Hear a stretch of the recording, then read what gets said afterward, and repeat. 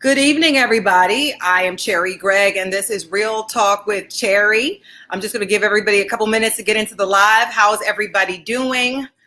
Please say hello in the comments, and I will acknowledge you. How's everybody doing tonight?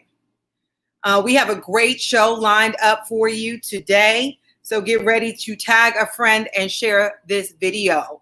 I posted my story today on Facebook, on Instagram, on Twitter, and there was a lot of chatter about it. And I'm looking very much forward to introducing my guest to you in just a moment. Hey, Sunny. Hey, Lynn.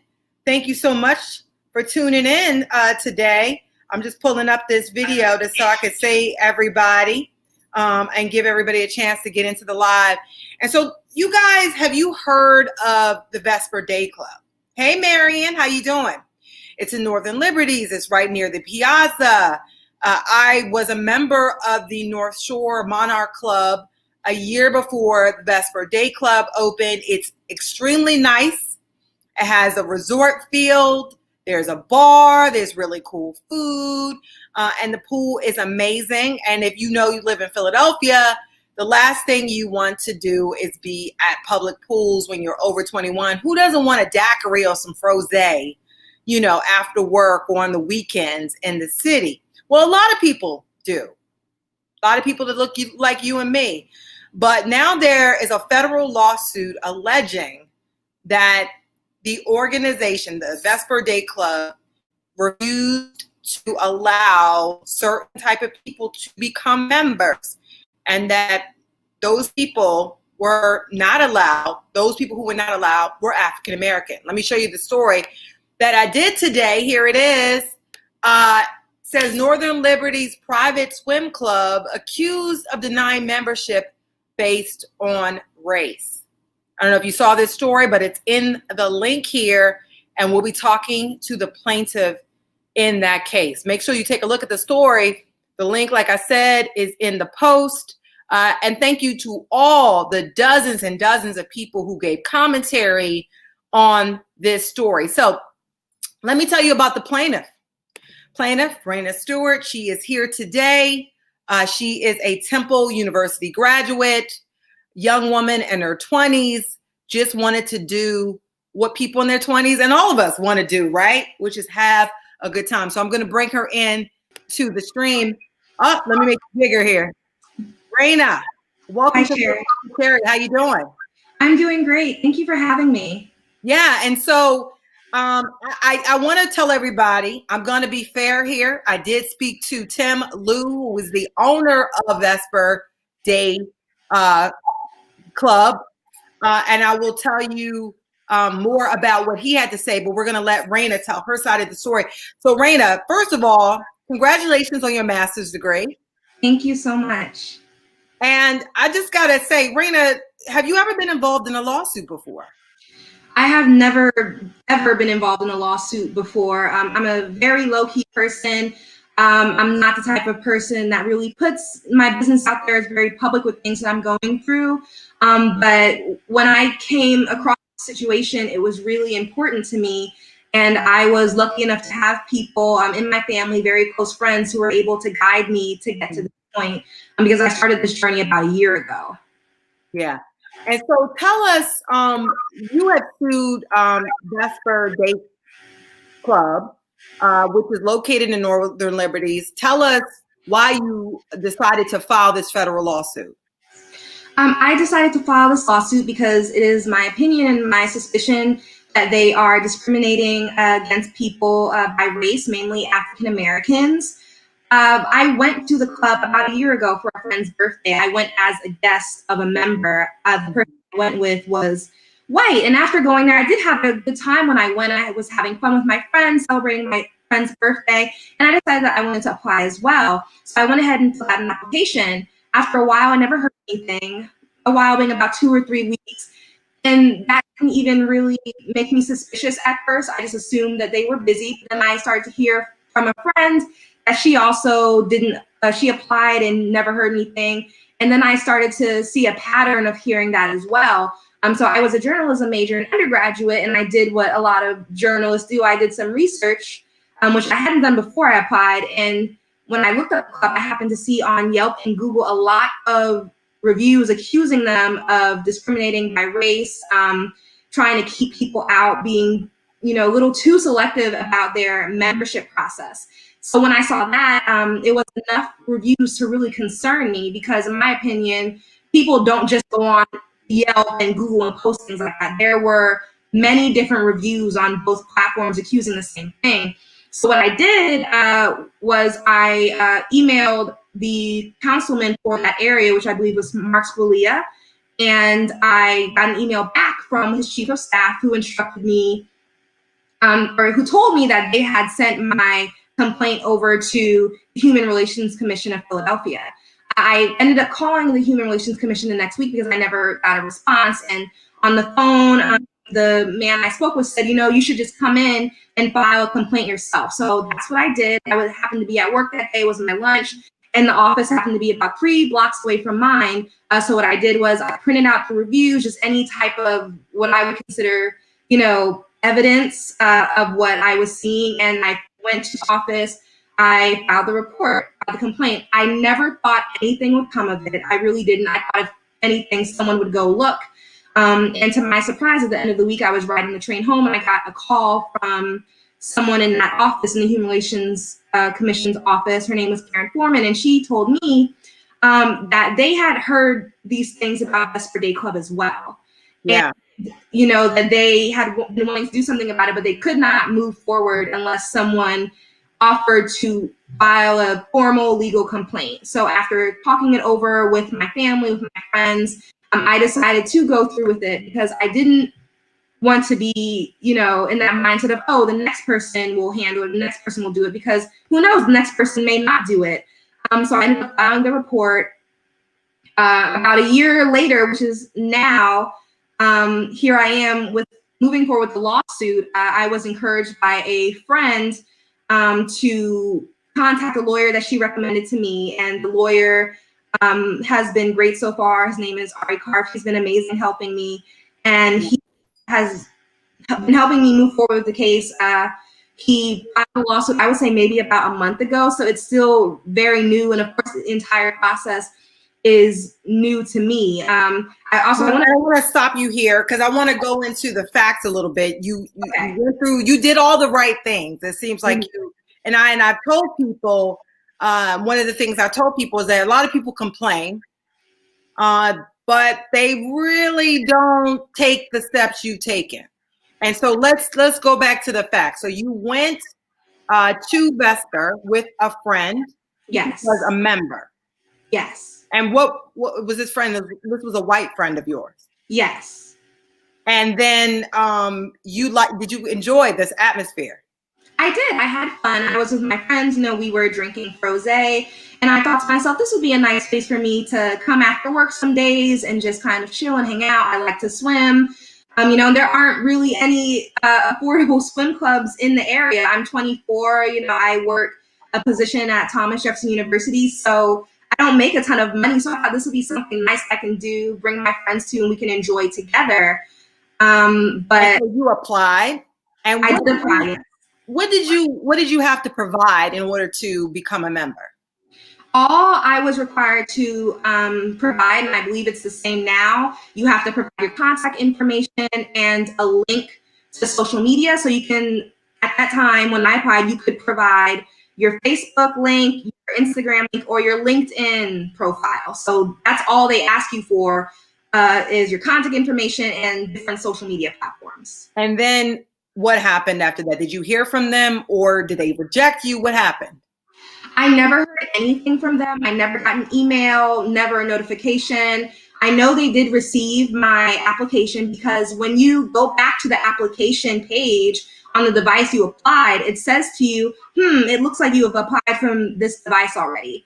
And in their FAQs on their website, it also instructs you not to call or email about your application, or else it will take longer. And so then when did you become suspicious and think there's something hairy here? Several things made me suspicious. suspicious. One, hearing from my close friend and other people that I thought would have been great candidates, especially because there's not a lot of real criteria provided, was that they did not get in. They were African American like me. They never, not even not get in, they never received a response. The reviews, and then specifically, talking about my experience at the club, I spoke to two of my friends who are white, and they also applied for membership to the club. One of my friends who was white, she applied. I was with her when she applied. She applied at about 7 p.m. at night, and she had gotten a response that said that she was admitted the next morning, about 9 o'clock, before they even opened. And then my second friend also got a response the next day. So within 48 hours, they had both received responses. And I had another good friend who told me she had a friend who was not a person of color, who applied and got in pretty immediately as well. And that was something I also saw noted in some of the reviews. Yeah. And so how did that make you feel? It definitely made me feel suspicious. It made me a little kind of irritated. I try not to, I'm not the type of person that really gets out of character. Mm-hmm. However, I was always taught by my family, my parents, to always do the right thing. And it really just did not sit well with me. I really had this feeling in my gut. I was like, something is not right here. And it really did not sit well with me. And I was like, you know what? I'm curious about this and I want to see where it goes. So that's what led me to notify Mark Spalia's office. Like I said, I really did not think it would get any further than that. I did not think I would be here today talking to you about a lawsuit against them. Yeah. And so this, and I will say, I will stop you here, Raina, because I do want to take a moment and just acknowledge that I did reach out to Tim Liu. He is the owner of Vesper Day Club. I reached out, I every possible contact that I could make to the organization, I did. And he did call me back. And if you go to the story that is posted on this, as you can see, you can hear his words. There's sound embedded. So you can actually hear what Tim had to say. And I'll tell you this, he said that this was not about race from his perspective. He is the person who approves folks. He does most of he looks at most of the applications himself. He told Raina during the complaint process with the Human Relations Commission that that basically she would have been a great candidate. He claims that he gets thousands of applications every season and that many of them go unanswered. However, many, I heard anecdotally, I got a lot of calls and a lot of people of color told me they also applied and never heard anything. I heard from at least a half dozen people today who told me that there were people in the feed, but there were also some people of color who did apply and told me they also got in. There were a couple on the feed, and you can see where I posted this story. So what do you base it on? I asked Mr. Liu, I said, do you have demographic information for your membership? He said they don't keep it that way. He doesn't know how many people of color or whatever are members. He did not have that information. And right now they're working at a third capacity, a quarter to a third capacity. They've had L&I call on them, so they're dealing with a lot. And so when you hear all of this, right, and when he said, look, I do base it on the way people look, like whether or not I think they're attractive, right? He does base it on their followership because they want people to come to the club. But everything else is very subjective, but he swore it wasn't based on race. Your response to what he had to say? I just don't believe it. To me, there's too much of a pattern. What people are writing about his business, what people are saying. I've also had people message me, tell me that they've experienced the same thing. Philly Magazine also did an article, and I've seen so many comments of people saying they experienced the same thing or their friends did. A lot of African American people, a lot of people who aren't people of color saying the same thing that their friends didn't get in. To me, there is too much of a pattern of that. I just don't believe it. And I don't believe that as a business owner, you don't know the demographic of who is being admitted to your club and who doesn't. To me, it's too much of a pattern, and I'm willing to let the process play out in court and see what happens. But it's just not believable to me. I don't think, that I don't think that's true. Yeah. To me, I'm a big researcher. I don't take things lightly. I do not jump to conclusions about things. I would have never even sent the initial email to the councilman's office if I didn't really think that something was going on. And then, as I said previously, I was told by the Human Relations Commission that they also had the same suspicions. So obviously, it's not just me who's thinking this. There are so many people who have had the same experiences, who have observed the same things as I have. And to me, that's just, it's too much. Yeah. And I will say this is part of, he said this is a residential neighborhood. They have to do everything they can to keep the fabric of the party, safe. There have been melees or fights that broke out at this venue involving people of color. And he said that there are certain things that he looks for on social media that would give him clues as to whether or not an individual would, you drug use, he said one of them, or other types of things that would cause him to reject you. But I want to say, I did invite him to be on Real Talk with Cherri. He declined because he said he's not the type person to be on a platform like this. And so I just wanted to tell you that as well. And your response to that, I mean, this is a delicate balance. Did you find, and I looked, did you find any criteria that told you what would be the reason for acceptance or not acceptance? No, I found nothing. When I first looked at the website, I looked at it up and down. I couldn't find anything. All that they require of you is a picture or your social media platform. How can you make a sound decision off of that? People make up social media profiles all the time. It's something that happens. To me, you can't really make a sound assumption of someone's life. And I mean, certain things like maybe, if you see someone doing a lot of partying or things like that, but still you really can't get a sound idea of who someone is just based off of their social media. Social media those are parts of people's lives that they want you to see, specific parts that they pick and choose. And sometimes they can make things seem like they're not. I'm pretty sure people can follow, whoever they want and get followed backs and get, thousands of followers. I'm pretty sure, can't you even buy followers as well? I think that's the thing. So to me, none of that is a sound indication of who a person is, what their lifestyle is like. So I don't think, he can really say that is, a good criteria to go by, in my opinion. Yeah. And just so you know, I mean, a little bit about Raina. Raina is from Mount Airy. He has a master's degree from Temple University. He actually said you would have been a great candidate for membership. So why not just go down there, Raina, and just, talk to the guy and say, look, I'm going to sue you if you don't let me in. Why not do something like that? Once I saw the reviews, that by itself made me not want to be a member of this establishment, not at all. What I've been seeing a lot in people's comments is it seems like people think that I'm fighting to be a member. I am not. I would never spend my money or want to be a part of a business or an establishment that would allegedly discriminate against people by race or discriminate in any way. So I have no desire to speak with him by myself. I'd rather just go through the legal process, go through my lawyer, as I've been instructed to do. But at that point, I wasn't interested in becoming a member because to me, it's very off-putting to see all of those things, all what people were saying about, the bad treatment they received there, they claiming because of their race or not being able to get in because of their race.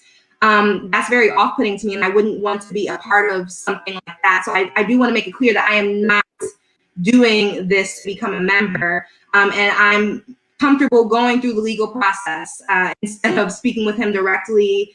Great. Okay, I would have been a good applicant. Okay, but that's not what I'm interested in. Yeah. And I mean, like you have, and so you are taking this through the full course of the law. What remedy are you seeking, Raina?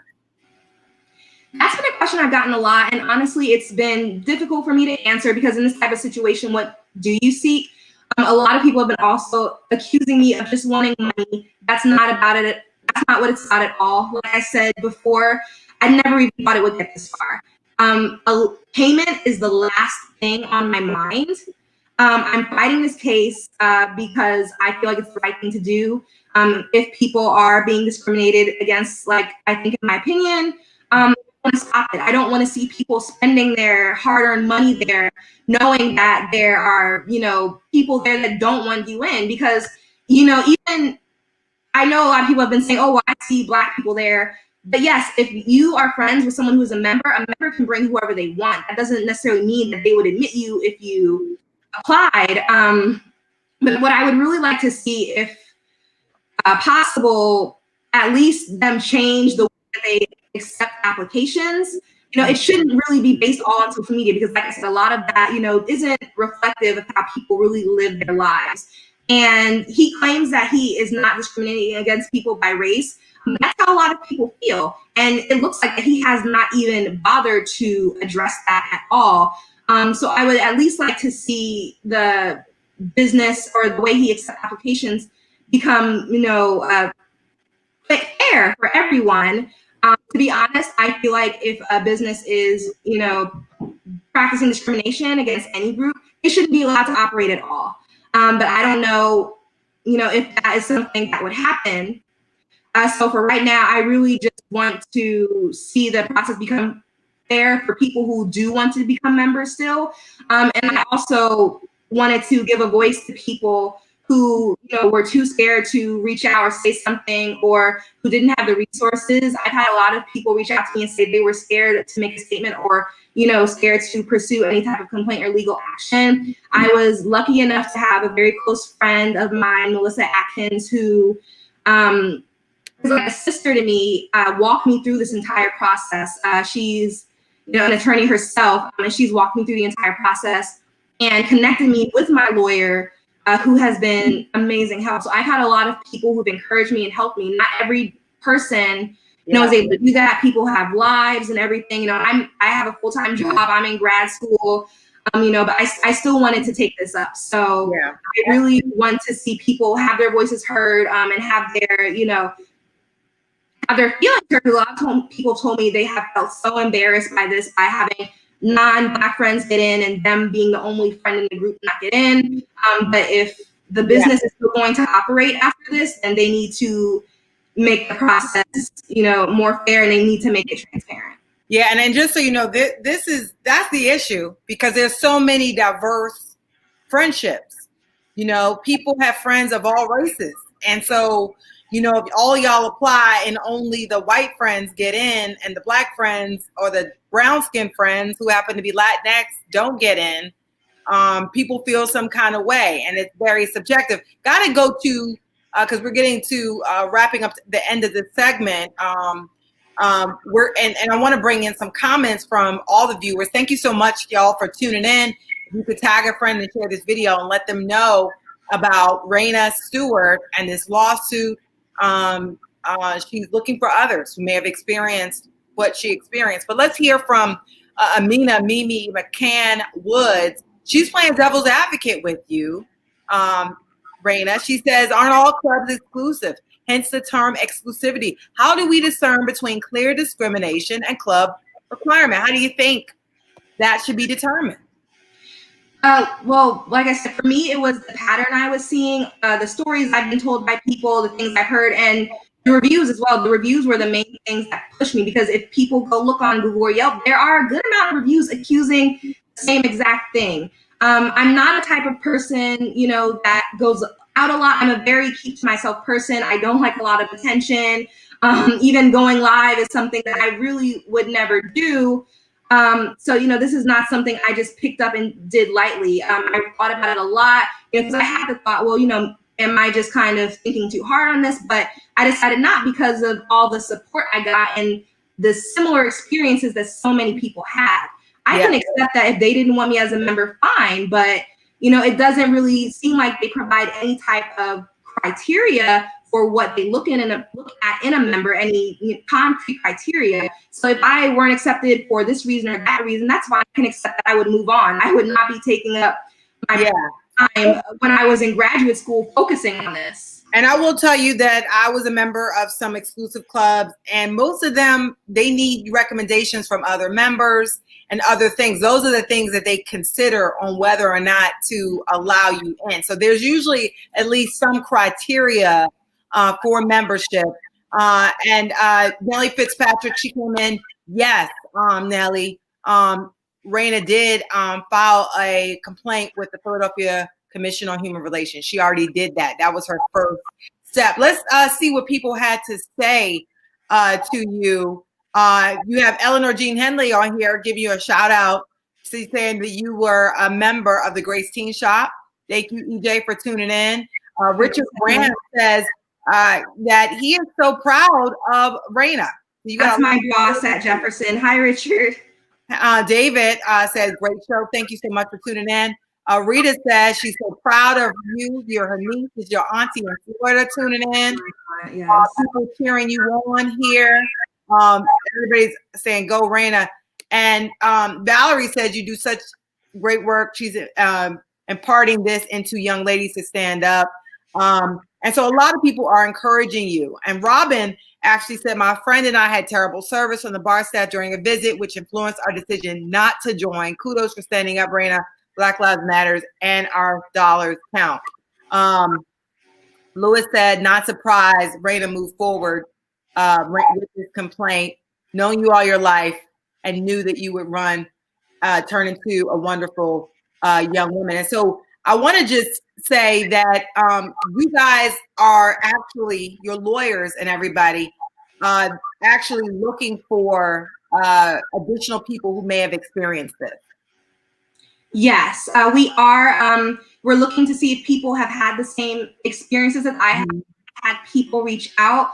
But if people have had this experience and they would like to speak on it, whether they would like to possibly get involved legally or just voice their experience to my lawyer, then I would encourage them to reach out to me and I can connect them. On Instagram, I believe my name is Raistewart, Ray Stewart.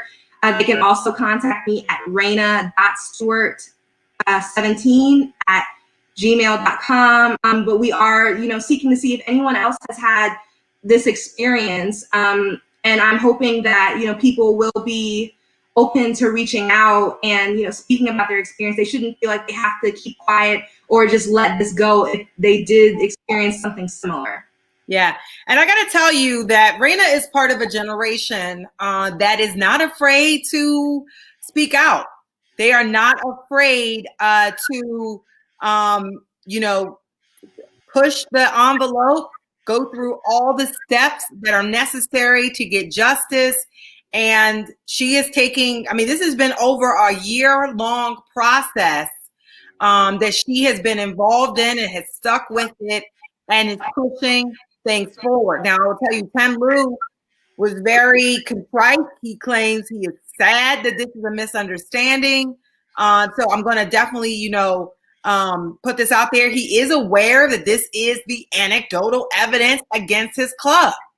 And so he definitely has some work to do when it comes to this. If it is not the case, he needs to do some things to change this perception. And say your Instagram one more time, Raina.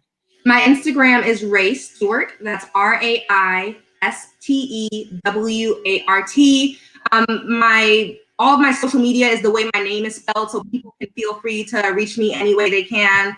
I'm on Instagram, I am on Facebook, I'm on Twitter. I'm not a huge social media person, but because of this, I have been checking it. So if you just type in my name, Raina Stewart, RainaStewart, you can find me on pretty much most of the platforms.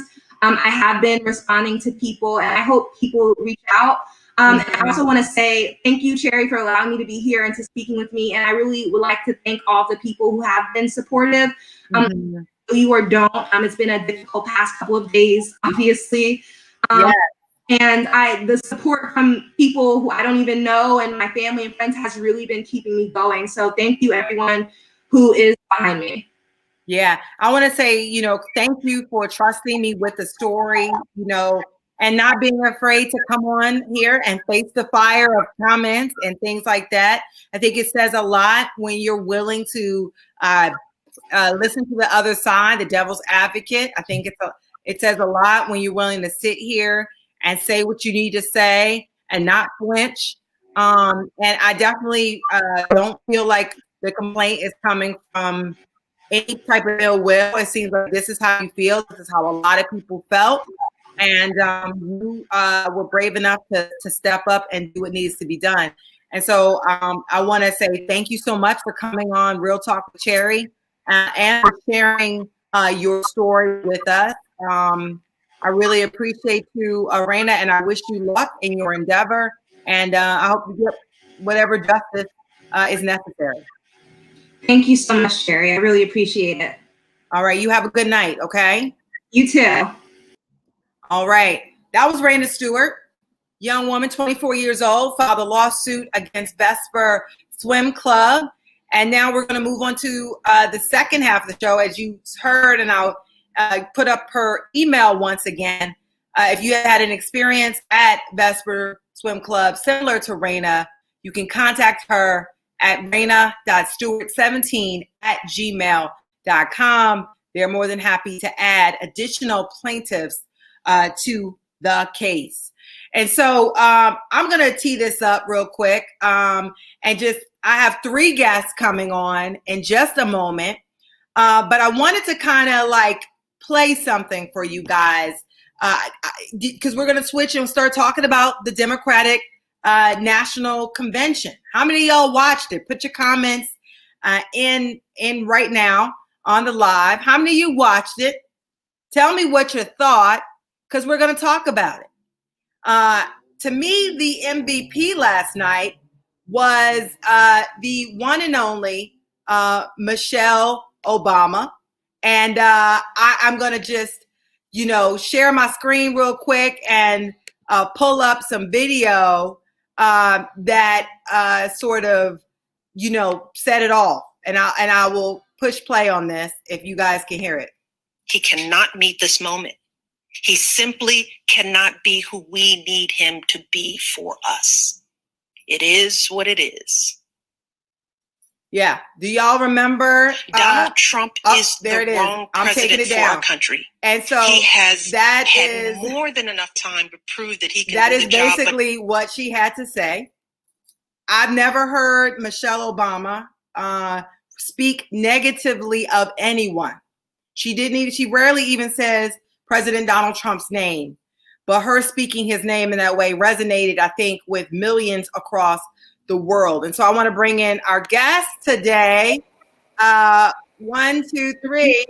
Ladies and gentlemen, we have Cherri Morales. Hello, how are you? Hi, everybody. I'm great. Nice to see you, Cherri.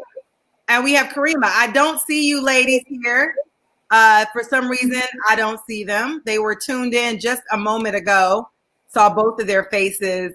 So Cherrito, you're going to be with me until Karima and Kelly tune back in.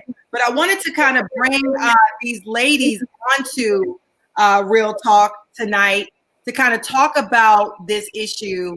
And hopefully Kelly and Karima will tune in right now. I see Kelly. Kelly, welcome. How you doing? Great. How are you? Nice to see you, love. Good to see you too.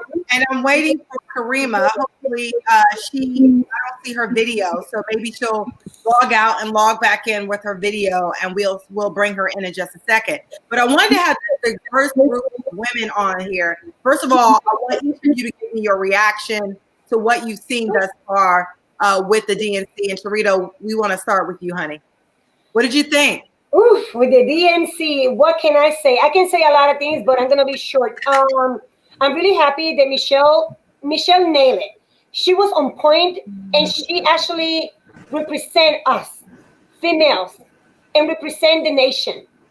What she said, it was so well. She didn't have to mention nobody's name to say what she has to say. And the way that I think also the DNC was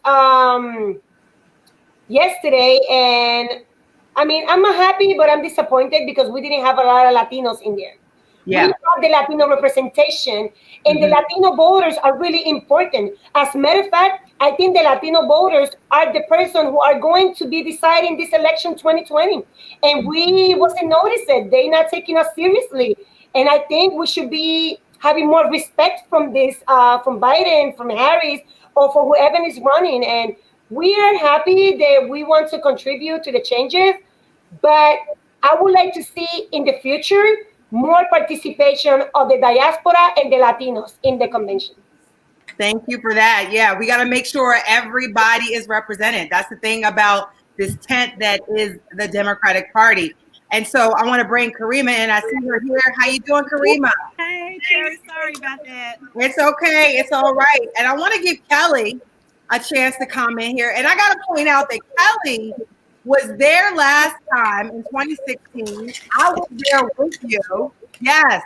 I ran into her. I was covering it in Philadelphia, by the way. And I ran into Kelly there. Your reaction to this first of its kind virtual. And I want you to compare it to what it was like 4 years ago. So this was, I mean, obviously we're living in a pandemic. So it was exceptional to be able to participate in a way, to be able to take part in this whole thing and not have to figure out how to get a ticket and how to get in and how to find you and find your friends. You know what?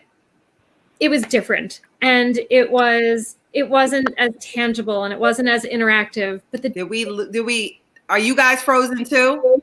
Oh, there you go. You came back. Go right ahead. Oh, good. I think the best part of this is that at the end, I left hopeful. I left with that feeling that, oh my gosh, we can get there. And I finally have hope restored. And that's the one thing that has been kind of eliminated over the last 4 years. It's been so painful. But I have hope again. And it feels great. And so there were some glitches and there were some really funky things that happened. But you know what? We're human and we're living through something for the very first time. So I think it brought into that humanity factor. And it was so great to see such diversity. And yeah. If you were to pick one moment that you thought stood out, what was the moment? You know what? I'm charged by music. And that's something that really does speak to my soul. And I really do love what they closed with.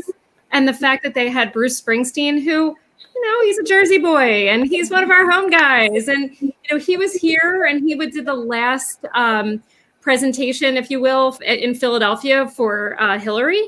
Like I remember being there and at Independence Hall when he was singing with Hillary and it was fantastic.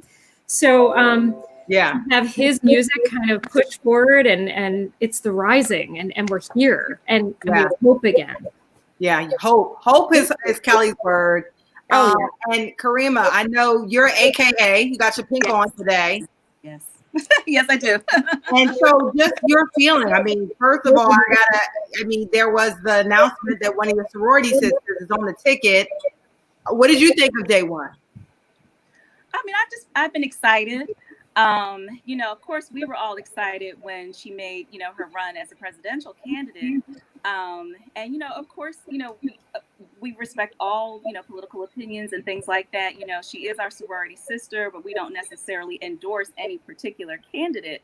But just the fact that, one of our own has reached this position, I mean, it's outstanding. And so I'm on text messages all day, with sorors and, things like that. I'm like, oh my God, this is great. This is really wonderful. And, we are really ready to get to work. That's one thing that a lot of people should know about us is that, we will get the job done. So like today, my computer was acting funky and I was like, I have to do this thing for Cherri. Let me get on my phone. So, we know what that ethos is. So we know that she is ready to get to work and we are ready to get to work to support her. So. There you go. And so I want to ask you, ladies, I mean, I watched it and I want each of you to pull out a moment because there's a lot of convincing to do in America. And I think a big mistake is people thinking that one person is going to win or another person's going to win. You saw what happened 4 years ago. What do you think needs to be done? Who do you think there's convincing? And was that convincing? Did you feel like people were getting convinced yesterday? And Cherri, Obama. who did you feel like, or there were there moments that you felt should have been convincing? Michelle Obama. I mean, there was nothing. There's nothing that compares to that in my history. So, I mean, that was just a brilliant, brilliant speech at the end. Mm-hmm. Perfect way to close the first day. Yeah, perfect way. Your thoughts, Cherri? Were there moments? I know that, and there was a moment where I do know there wasn't as much of a Latino presence as you would have liked. But there was one moment when a woman, I can't remember where she was from, but her father died of COVID-19. And this was a Latino woman. And I don't know if you remember that moment, but it stood out with me. Yeah. And the whole thing was hosted by a Latino woman. Yeah. It was beautiful. And I will tell you, she said that her father died of COVID-19 because he went out. He was a 65-year-old man. He trusted the president's assessment and caught COVID-19 while playing karaoke. And I was like, that was one of the most memorable moments of the entire night to me. I don't know if that stuck out to you. Were there moments that stuck out to you, Cherri? Well, it did. It did impress me. I mean, and I feel bad, and it made me emotional. But remember, keep in mind, I'm a nurse. I've seen this every day in my life here in Philadelphia and with families. And yes, it's heartbreaking. And, you know, everybody got to keep in mind that COVID is a real thing. And this election is going to be really different than the past elections, because we got to keep in mind we are in the middle of a pandemic. We are facing the COVID. Not only SARS-2, we're facing also other issues in the community and flu. The flu is right there, it's at the door. So keep in mind SARS-2, SARS, and the flu. We have a combination, and that combination is really dangerous. And we have the elections 2020. So keep in mind, a lot of people going out, they're going out to vote in masses, but keep in mind, we all feel emotional. If you've seen that happening, we also what happened. Keep in mind, be safe, face mask, social distancing, wash your hands, and keep it moving. Yeah, and I want to bring you all in, because one of the things that Michelle Obama said was, get some comfortable shoes. She said, pack a snack and be ready to stay outside all night if you have to. What did you think? You know, all of you ladies are your mothers, women in the community, mothering people, leaders in your community. What do you think about that directive from, you know, someone who many people call the forever first lady? What did you think? Forever first lady, yes, she is. In the Latino community, we love Michelle. We appreciate Michelle.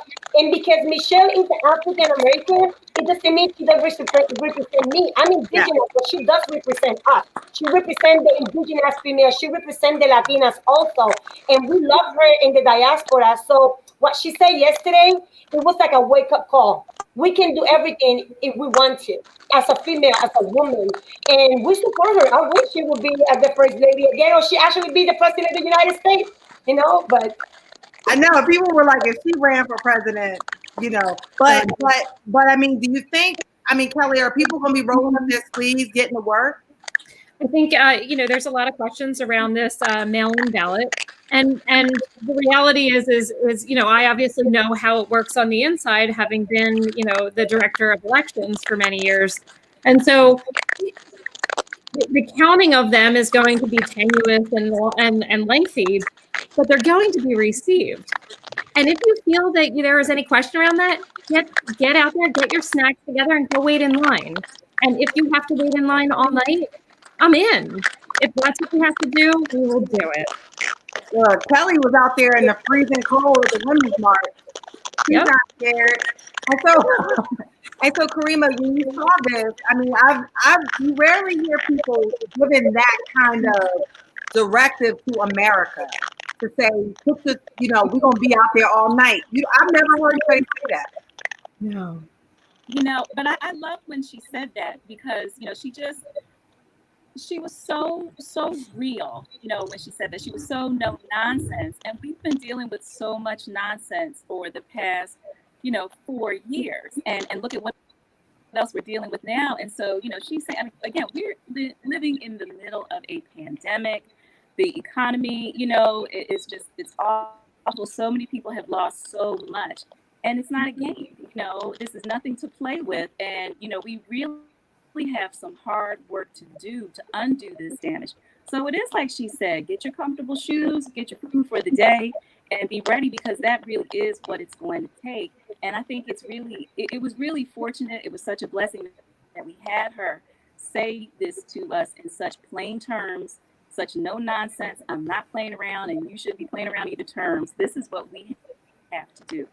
Do you feel, how important, lady, how important do you feel like the women are going to be? Because I remember calling Kelly. Uh-huh. You know, Kelly, I'm going to bring this up, sis. I remember calling Kelly the day after the election in 2016. Yeah. Please tell everybody your reaction to that election. I couldn't get her on camera at the time. No. I mean, I was devastated and mortified and shocked and I mean, no matter how bad it was, I didn't believe this was possible. I really believed we were going to have the first woman in office. I didn't believe that society could allow somebody like that to win. And he has proven to be exactly who we thought he was, and even worse. And it has been a nightmare. On the other hand, it has charged my daughter, a teenager, into really seeing the deficits in America and the problems that exist, where I don't know that her eyes were as open, really thinking that, oh, things are okay, and my friends are of all different races and religions and sexuality, and why are you talking about these issues? And then this man got elected, and her eyes were wide open, and things have not stopped since. And she is propelled into activism, and it's incredible. So this has charged a whole new generation of activists. And it's, if I'm going to see anything, I'm going to see that silver lining. It was the, you know, a few days after the election when we talked, it was, maybe this is the last gasp of the white supremacists. Maybe this is the end of it. And you know what? I'm looking at this and I'm thinking maybe it is. I'm hopeful again. And I got to ask you this follow-up, because we even talked about this in groups. A lot of white women voted for Donald Trump. Yep. And Black women were pissed. I think all women of color were really upset about this. Do you think this time, and I know you can't speak for all, just like I can't speak for all Black, like, do you think this time that a lot of women white women specifically, who voted that way, you know, we've all known somebody, do you think that they learned their lesson?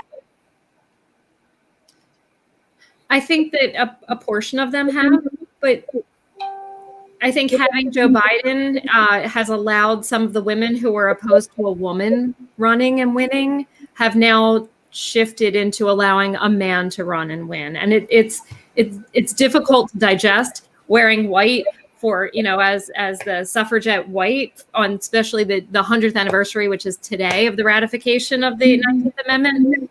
But we know that there are women out there who are just not ready for a woman to lead, and that's disconcerting. And I think that you could see by the voting tracks that they vote for Biden, but they wouldn't vote for Hillary. And so I think we're going to see a change. And I hope that we can move that forward and make people realize, and women in particular, white women in particular, that a woman can lead. And I want to ask you, lady, I mean, you know, Kelly just made a really good point. Like, there were a lot of women, especially women in the church, you know, religious women, just kind of believe that, you know, this is more palatable, having a woman in the number 2 seat versus the number 1 seat. What do you think about that? I mean, do you think, because women across race lines, socioeconomic lines, many had an issue with a woman being on the top of the ticket without having first had a woman on his number 2 seat. Your thoughts? Is that a tough one, Karina? You got the look. Yeah. Don't say it is what it is. I don't want it to be what it is. I don't want to say that.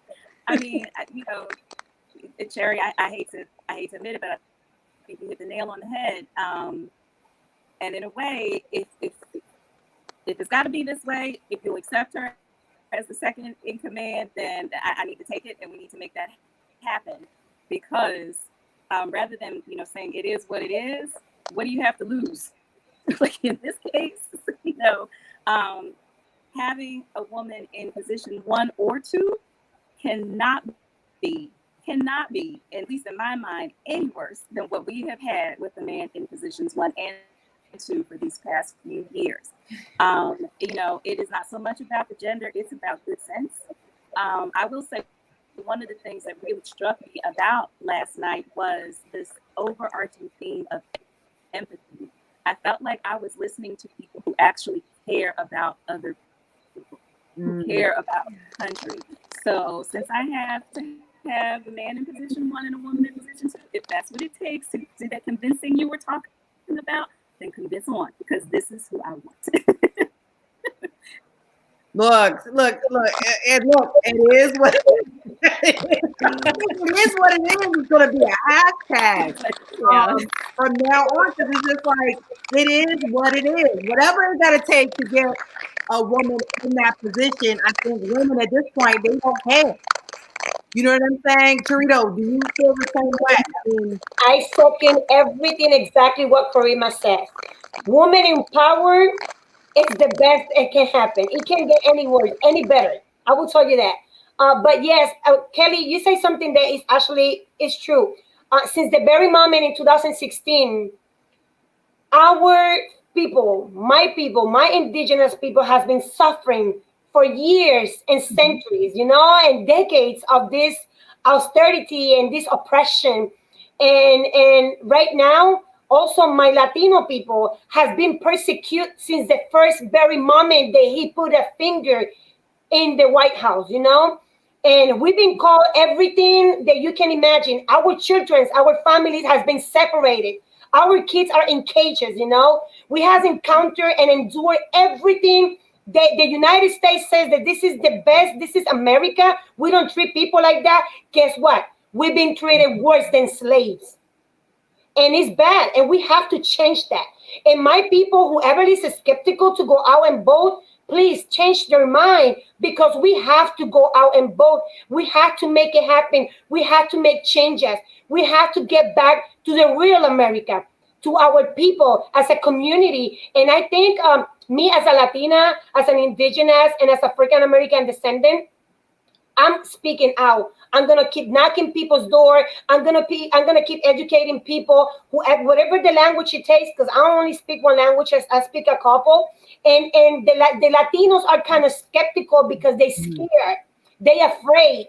They don't know what else to do. But with all the movement that happens a couple of weeks ago and a month ago, we feel strong. We feel that we got hope. We feel that we got brotherly love, and we're going out there, and we're going to make it happen. And let me tell you something, all the Latinos, we're going out and vote, and we're going to be aggressive going out and vote, and we're going to make it happen, and we're going to change the America for once and forever. And I got to tell y'all, and I got to get your thoughts on this one too. And thank you for that, Torito. I mean, I think a lot of communities are fired up. And I think you saw Republicans to me, and weigh in here. To me, seeing Republicans up here one after the other, long life Republicans who was arguing and throwing daggers at the Democrats, jumping for Joe Biden. Your thoughts on that? I'm opening it up, because how did that resonate with you as women voters? I was going for Bernie. I'm going to tell you that. I'm not going to lie. I'm super independent. I'm revolutionary, and I like to fight and make changes, even though with a chunk of people on a one person, I don't care. But I have to say, if I have Biden and I have Harris, and that's what I have in my plate, that's what I'm going to take, and I'm going to make sure they get into the office and they work for us. So That's you're like, look, I was a Bernie Sanders, but I'm willing to get on the train. Toledo's willing to get on the train. Mhm. The Republicans even willing to get on the train. Right? I've never seen that before. Yeah. Republican leaders taking a charge and saying, I'm voting for Biden. It was your mouth open where you like, John Case? What? Yeah. Yeah. That's kind of what I did. And then the chief of staff guy, there was a video that came out, the former chief of staff of Homeland Security, who worked for President Donald Trump for 2.5 years, has now defected and did a whole commercial for Joe Biden. Right. I saw that today. Yeah. Commercial. I mean, young Republican, handsome Republican. I was like, look at young, handsome Republican, turncoated and going for Biden. I'm like, I mean, Karima, when you hear that, I mean, so many people coming together and rallying, but there is a segment of people who are still not convinced and want to withhold their vote. What do you think? You know what? That makes me hopeful. I mean, it does. I know what you're talking about. I saw that young Republican, and I said, "Oh, good. All is not lost." It's like reason will prevail. So, regardless of your policies, your position, I mean, so many things are shaped by our experiences, and our experiences can be limited, and this, that, and the other. But I just always like to hope that at some point there's just good common sense. And it's interesting when you have people who have been close to the president and who have been on the inside and they've seen the day to day. We just see what comes filtered through the media, but these are people who are there day to day. So if they're like, listen, nope, I'm listening to them, right? Because they've seen the sausage. You know how they say you don't want to see the sausage how it gets made. They see how the sausage is made. Yeah. They've seen it, and so I'm like, okay, I need to take heed. And also it shows that you can have differences of political opinion. You can be different party and things like that, but still have some ultimate greater good that you are working toward. So I am encouraged, and I'm just kind of sitting back and waiting for more and more and more of them to do the same. Just say, listen, I'm behind Biden and Harris, and that's and that's it. And so I know we're gonna stop now because 9 o'clock is almost here. And I'm gonna let y'all go. I'm gonna let everybody go to watch the DNC. And any final words, ladies, because there's 77 days, I think, until the election. There's multiple lawsuits being filed across the country to deal with our right to vote. The post office was messed with. So much going on. He knows he's under attack. He knows he's going to lose the election. And he knows that he wants to change a mail-in ballot. That's why we are under attack right now. But we're smart than that. We're going to get into the line. We're going to go out and vote. And we want to make sure if we stay there for 8 hours making the line, do not worry about it. We're going to bring you water, but we're going to make sure that you stay out there and cast your vote. And then we're going to deliver a Kansas address to him. Yes. So they're going to be having snacks. I know the AKA is going to have snacks. So y'all just get ready and get this stuff done. I want to say thank you so much to Torito, to Kelly, and to Karima for coming on Real Talk with Cherri. I'm going to release you ladies. Thank y'all voters, women voters. Thank you so much for your vote, for your time and for your energy and your comments. Good night, ladies. Good night. Good night. Good night. Thank you. So y'all heard from women voters from Pennsylvania who have been watching the DNC, talking about these very issues. Thank you so much to those ladies for giving their comments, for watching, for checking stuff out. I want to just go to some of these comments. Valerie says she feels hopeful. My auntie said, what's up? And Amina says, this presidency has been very disrespectful. People saying, go vote.